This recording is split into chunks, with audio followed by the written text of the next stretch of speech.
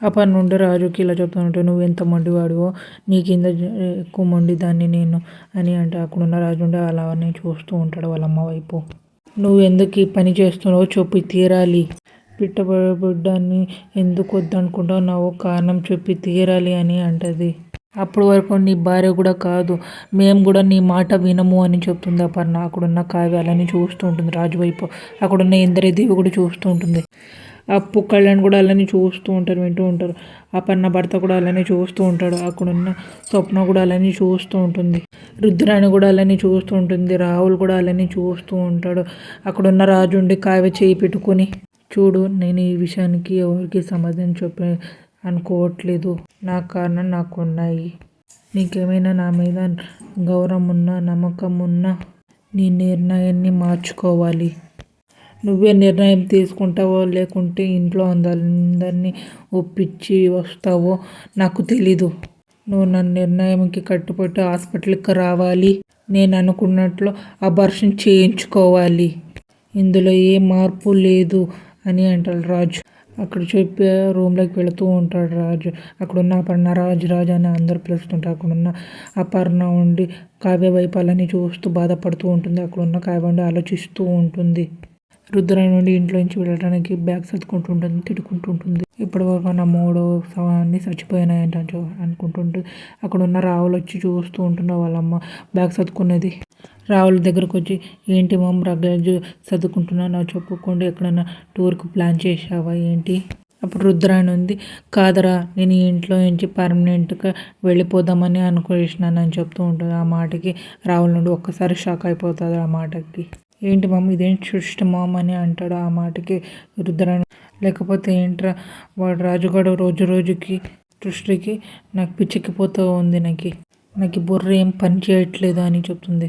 నిన్నటి వరకు ఈ ఆస్తిని నిన్ను ఎలా వారసం చేయాలా అని, ఈ కంపెనీ అన్నిటికీ నిన్ను ఎలా ఎండించేయాలా అని ఆలోచించాను. అలా చేయాలంటే వాడికి బిడ్డ పుట్టకూడదని, రాజుకి వారసుడు లేకుంటే నువ్వే వారసుడు అవుతావని కలలు కన్నాను. వాటిని నిజం చేయడానికి చేయాల్సిన పని అన్నీ చేశాను. ఇంటిలో అన్ని తిట్లు కూడా తినేశాను నేను. వాడేం చేస్తున్నాడు, నిన్న సుభాష్ అనే మీద సీరియస్ అయ్యాడు. ఈరోజు అంటే ఏకంగా కావ్య కడుపులో బిడ్డని వద్దని తీయించడానికి తీసుకెళ్ళాడు.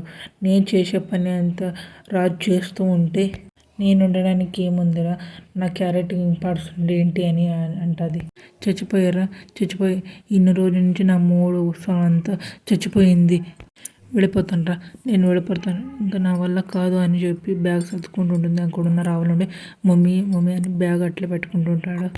వెళ్ళాల్సింది మనం కాదు, ఆ రాజు కావ్య అని చెప్తాడు.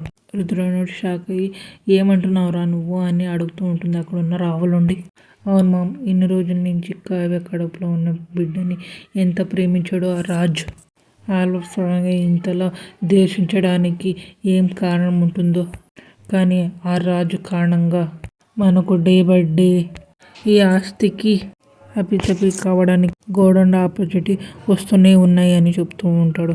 మేము ఇప్పుడు చేయాల్సింది ఒక్కటే, ఆ అవకాశాన్ని మా ఫేవరల్గా మార్చుకొని మా అదృష్టానికి చేసుకొస్తుంది అని చెప్తూ ఉంటాడు. ఇప్పుడు రుద్ర నుండి ఎలా రా అని అడుగుతూ ఉంటుంది. ఆ మాటకి, వెరీ సింపుల్ మా, ఇన్ని రోజుల నుంచి మనల్ని చెడ్డవాళ్ళలాగా చూశారు, ఇప్పుడు రాజుని ఇంట్లో వాళ్ళందరి ముందు చెడ్డవాళ్ళలాగా చూపిస్తే ఆటోమేటిక్గా మేము మంచితనంలాగా కనపడతామని చెప్తాడు.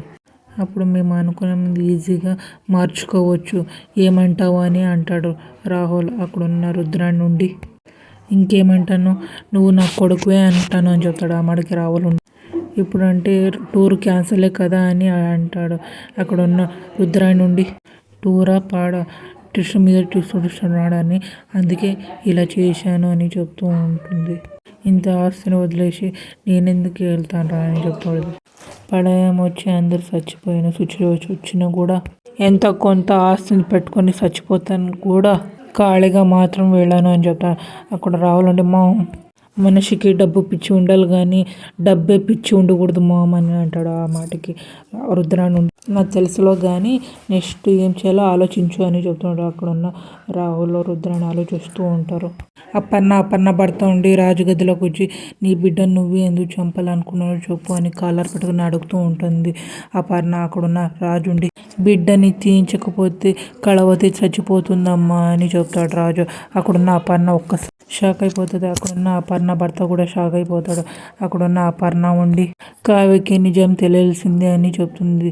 అపర్ణ అక్కడికి ఎందుకు వచ్చి కావ్య అని చెప్తుంది. అక్కడున్న కావ్య ఉండి ఇంద్రదేవి దగ్గర బాధపడుతూ ఉంటుంది. వాడు నిర్ణయం కరెక్టే అని చెప్తూ ఉంటుంది. అక్కడ కావండి ఎవరు ప్రాణాలు పోతాయని మీరు ఇలా నిర్ణయం తీసుకుంటున్నారు అని చెప్తూ ఉంటుంది. అక్కడున్న అపర్ణ ఉండి నీ ప్రాణాలే పోతాయి అని చెప్తూ ఉంటుంది. ఆ మాటకి కావ్య ఉండి ఒక్కసారి షాక్ అయిపోతుంది. ఇంద్రదేవి కూడా షాక్ అయిపోతుంది. అక్కడున్న అపర్ణ ఉండి నీ కడుపులో బిడ్డకి నువ్వు ప్రాణం పోస్తే నీ ప్రాణాలు పోతాయి అని చెప్తూ ఉంటుంది. మాటకి కావ్య బాధపడుతూ ఉంటుంది. అక్కడున్న రాజు కూడా బాధపడుతూ ఉంటారు.